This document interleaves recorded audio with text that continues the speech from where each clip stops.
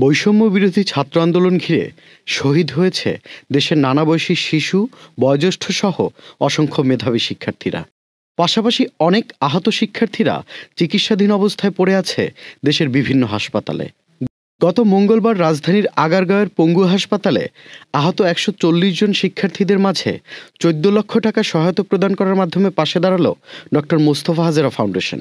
এই আন্দোলনে যারা ইন্তেকাল করেছে, যারা আহত হয়েছে, যারা এখন আমরা দেখেছি হাসপাতালে বসে তারা আজকে মৃত্যুর সাথে পাঞ্জা লড়ছে, এদের সাথে আমরা মনে করি দাঁড়ানো তো আমাদের নৈতিক দায়িত্ব।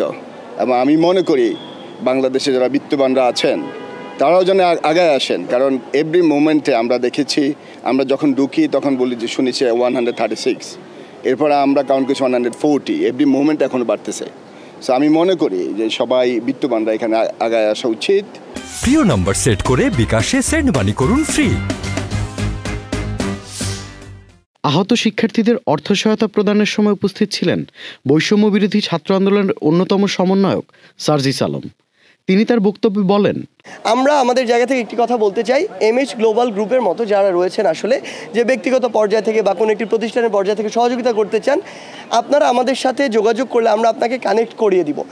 আমাদের কোনো ইচ্ছা বা আগ্রহ কোনোটিই নেই যে ওই টাকাটি স্পর্শ করার, বরং আমরা একজন কানেক্টর হিসেবে এখানে কাজ করব। আমাদের এই প্ল্যাটফর্মটি যারা এখানে অসুস্থ রোগী রয়েছে বা আন্দোলনকারী রয়েছে তাদের আসলে প্রচুর অর্থের প্রয়োজন, বিভিন্নভাবে তাদের ফ্যামিলি রয়েছে, বাড়িতে অন্যান্য মেম্বাররা রয়েছে।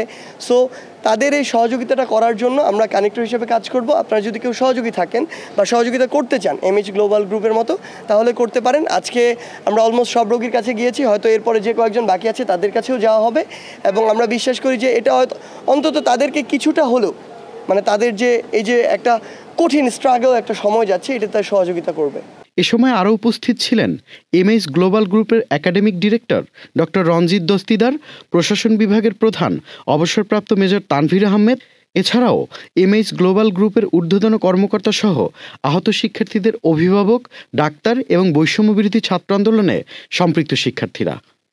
Tanvir Limon, channel I.